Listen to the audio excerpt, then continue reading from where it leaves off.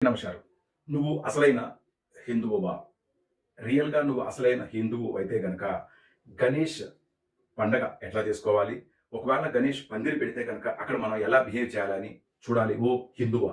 నువ్వు ఒక హిందువు అయితే గనక పరమతాల నుంచి చూసి నేర్చుకోవాలి. అది ఏంటి తెలుసా?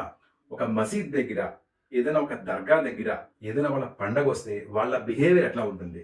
వాళ్ళు సినిమా పాటలేసి డాన్సులు చేయరు. వాళ్ళు వాళ్ళ మతాన్ని గౌరవిస్తూ వాళ్ళ పండగని చక్కగా సెలబ్రేట్ చేసుకుంటారు. ఐక్యమత్యతో సెలబ్రేట్ చేసుకుంటారు. అట్లా గనక ఒక చర్చి దగ్గరికి వెళ్తే గనక చక్కగా వాళ్ళ యేసుక్రీస్తు మీద నామాల మీద వాళ్ళ పండగ చేసుకుంటారు. అంతేగాని సినిమా పాటలు పెట్టుకోరు. అయితే ఓ హిందువా, నువ్వేం చేస్తున్నావు? నువ్వు వినాయక మండపాలు పెట్టి, దాంట్లో సినిమా పాటలు పెట్టి ఎంజాయ్ చేస్తున్నావు. ఒక హిందువుగా అది కరెక్టేనా? పరమతాల నుంచి మనం ఏం నేర్చుకున్నాం? ఒక్కసారి ఆలోచించండి. ఒక హిందువుగా మనం ఏం చేస్తున్నాం? మన కల్చర్ ఏంటి? మన సనాతన ధర్మం ఏంటి? మన నెక్స్ట్ తరానికి చెప్పవలసిన వాళ్ళం మనం.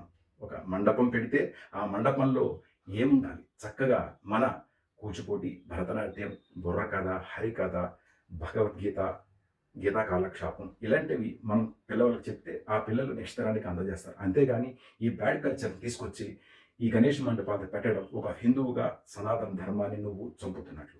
దయచేసి ఇప్పుడైనా మేలుకోవు హిందువా, అర్థం చేసుకోండి.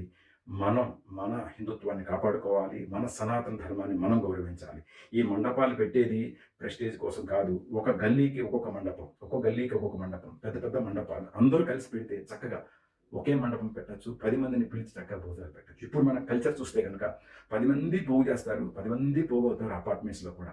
కాకపోతే అందరూ వాళ్ళ వాళ్ళు వాళ్ళు కలిపి తింటారు గానీ 10 మందికి ప్రసాదం బయట ప్రసాద వితరణ చెయ్యరు.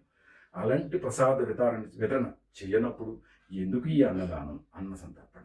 దయచేసి ఇప్పటికైనా మారదాం ఓ హిందువా. ఆకలితో ఉన్నవాడికి ఒక్క రోజు, ఒక్క పూట నువ్వు గణేష్ మండపం పెట్టి భోజనం పెడితే చాలా పుణ్యం. నువ్వు పూజ చేసి ఎంత పుణ్యం సాధిస్తావో అంతకన్నా ఎక్కువ పుణ్యం సాధిస్తావు. దయచేసి ఓ హిందువా అర్థం చేసుకో. నీ మండపాల్లో అదర్ దాన్ మన ట్రెడిషనల్ కల్చర్ తప్ప వెస్ట్రన్ కల్చర్‌కి తావివ్వకండి. డిస్కోటేకులకు దూరంగా ఉండండి. చక్కగా నిమజ్జన కార్యక్రమంలో కూడా చాలా సేఫ్‌గా, జాగ్రత్తగా, ఎంతో నియమ నిబద్ధతతో నిమజ్జనం చేయండి. ఆ గణేషుని మోక్షానికి పాత్రులు కండి. హోప్ నా మెసేజ్ మీకు నచ్చినట్లుగా భావిస్తాను. దయచేసి మీ కామెంట్ నాకు తెలియజేయండి. ఓ హిందువా, నువ్వు రియల్‌గా హిందువైతే ప్లీజ్ కామెంట్ చేయండి. Thank you so much. Survey జనా సుఖినో భవంతు.